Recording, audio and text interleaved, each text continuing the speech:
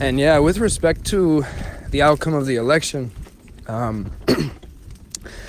it's a very interesting opportunity to hold space for everyone's wildly divergent feelings about it, and to understand that all feelings are valid, feelings are real, feelings are what people are experiencing, and we can honor the full spectrum of experiences and feelings people are having in relation to it, while also using this as an opportunity to actually practice the yoga of radiant presence.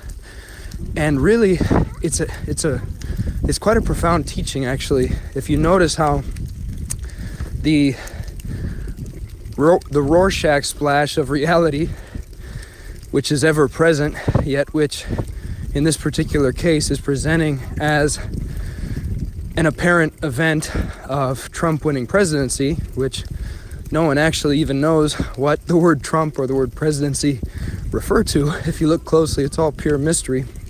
But this apparent event is a Rorschach blot that millions upon millions of people are reacting strongly to, one way or the other, because they believe they really know what it is and what it means. So some millions believe that they know that it means the victory of evil, and it's horrible, it's apocalypse, it's damnation, and they're reacting accordingly. And millions of other people believe that they know that it is victory, jubilation, the triumph of good over evil, it's salvation, and we just dodged a proverbial bullet. So it's very... Leela, just a moment, honey.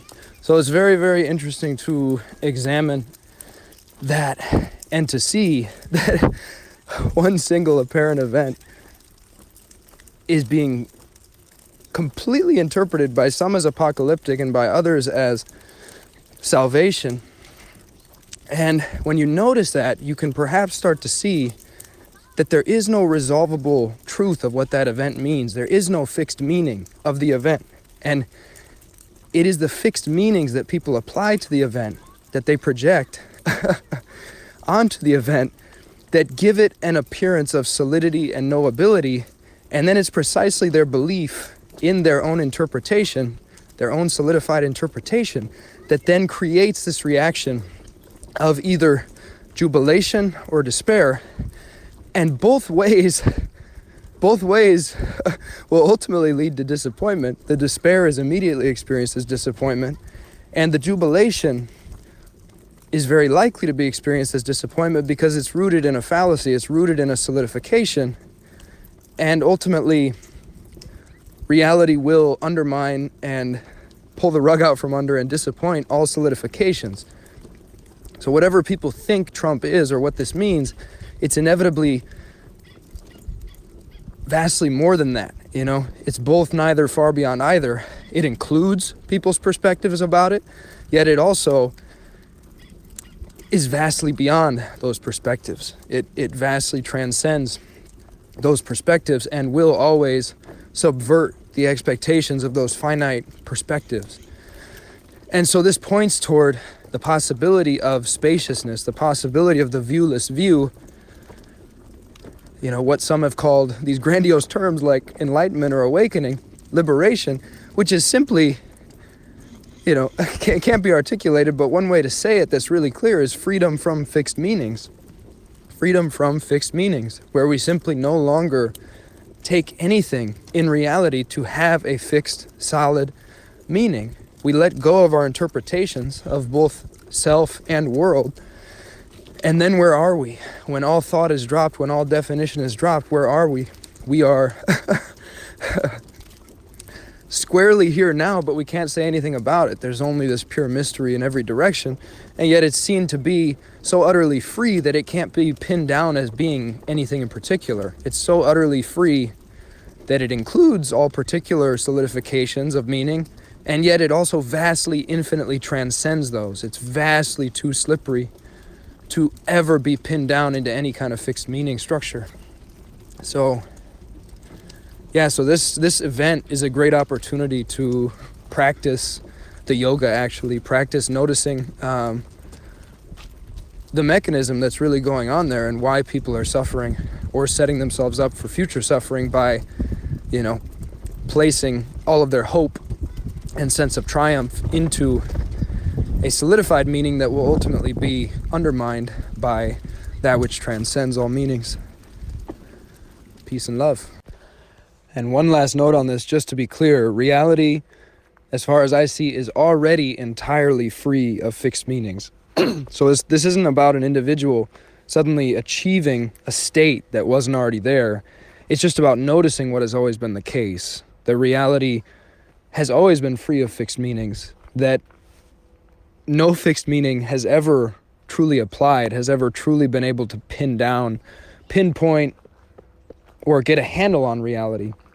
It's just noticing the utter and total freedom and liberation of reality that has always already been the case. So free that it doesn't even have to be anything in particular. It can't even be anything in particular. It can seem to be, but it never becomes anything in particular. It's too fluid, it's too slippery, it's too unresolvable, unpindownable, flowing. And one final quick note on this is just that please be clear that I'm not saying that reality is meaningless. I am not saying reality is meaningless. I'm saying it's without fixed meanings.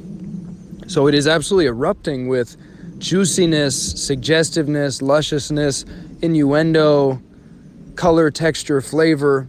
It's absolutely overflowing with meaningfulness. It's just that there's no fixed meaning that can be found within that meaningfulness. You can't ever pin down a specific, particular, continuous, identifiable, solid meaning within that ever-rushing flow of dynamism, that ever-morphing radiance that we notice undeniably as erupting forth as immediate experience. So the practice of the yoga of radiant presence is simply to allow present experience to remain undefined. Let it be undefined, let it be an undefined mystery, and just feel and look closely at its immediate textures and flavors.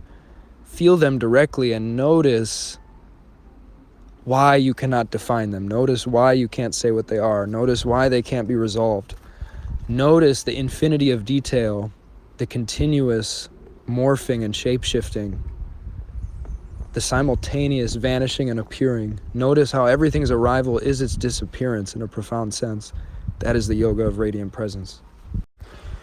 One last thought here on the question of taking positions and asserting positions is that none of this implies that you cannot take positions.